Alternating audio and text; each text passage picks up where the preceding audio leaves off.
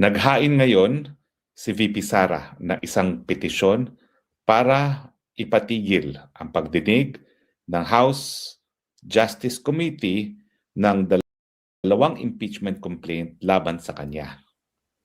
Ang unang basihan, ito ay pinagbabawal ng saligang batas, lalong-lalo na dahil yung naunang dalawang impeachment complaints na hindi sinama ng House Justice Committee sa pagdinig ay na-dismiss, and therefore lahat ng mga proceedings ngayon sa Kamara de Representante ay labag sa saligang batas dahil ito ay hinain sa loob ng isang taon kung kailan pinagbabawal ang paghain ng isang impeachment complaint matapos na meron nauna ng impeachment complaint na nasampa.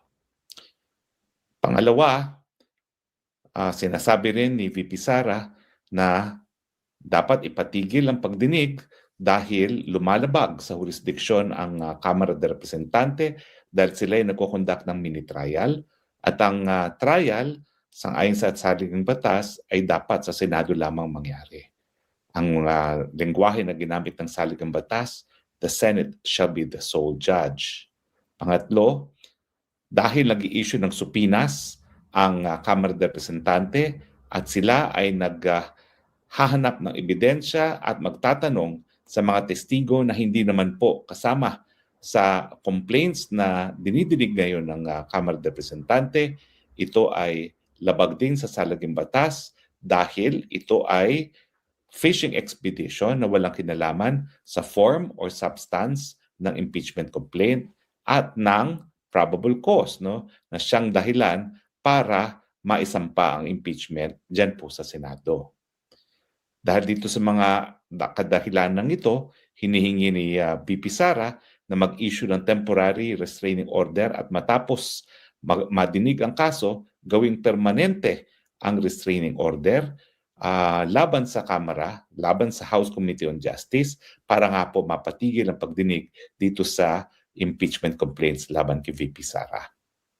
Naniniwala po ako na ang mga basihan ni VP Sara sa paghain ng kaso ay ayon sa ating saligang batas at naniniwala po ako bilang isang dating profesor ng Constitutional Law, International Law, and mahigit na 30 years of constitutional law practice na dapat lamang talagang ipatigil ang ginagawang pagdinig ng Kamara de Representante na hindi po siya talaga kabahagi ng impeachment, kundi kabahagi lamang ng isang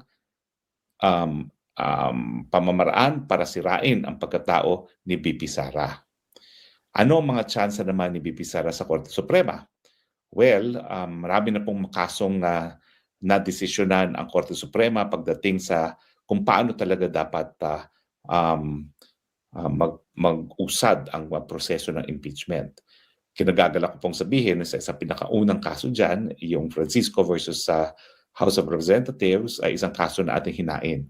At doon po malinaw na sabi ng Korte Suprema, dahil ang pinagbabawal ay ang mahigit pa sa isang impeachment complaint sa isang taon, lahat ng mga impeachment complaints na na-file sa loob lamang ng isang taon ay pinagbabawal. Ang dahilan, wala nang gagawin ng mga impeachable officers kung palagi silang magdidepensa sa mga impeachment complaints. At malinaw din sa akin na ang saligang batas ay naging malinaw na tanging Senado lang ang magiging sole judge ng impeachment sa impeachment trial.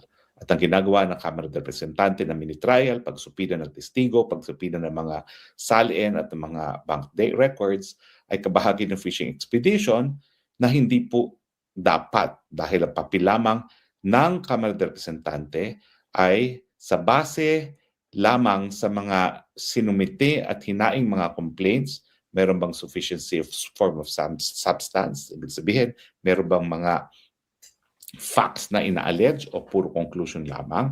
At kung aaminin natin ang mga sinasabi ng mga reklamo, ito ba ay dapat or ito ba ay constituting impeachable offenses? Ito ba ay napakaseryoso para sila ay mag-impeachable offenses na magiging dahilan para nga po matanggal ang nakaupong Vice President?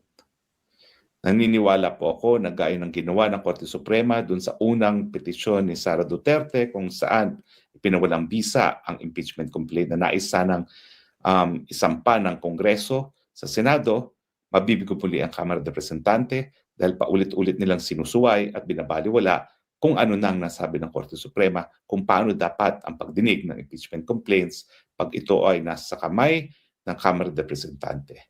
Sila ay para mga piskal lamang, dapat merong probable cause at ang kanilang desisyon hindi dapat lalabas doon sa aligasyon ng mga complainants sa kanilang impeachment complaints. Hari nawa, sana po ay panindigan muli ng Korte Suprema ang kanyang katungkulan na itaguyod ang ating pinakamataas na batas sa ating bayan. Yan po ang ating saligang batas. Ito po ang inyong spoksang bayan, Harry Roque, nagsasabi, I love you, Philippines. You're the only country that I have. You're the only country that I will love. Bye.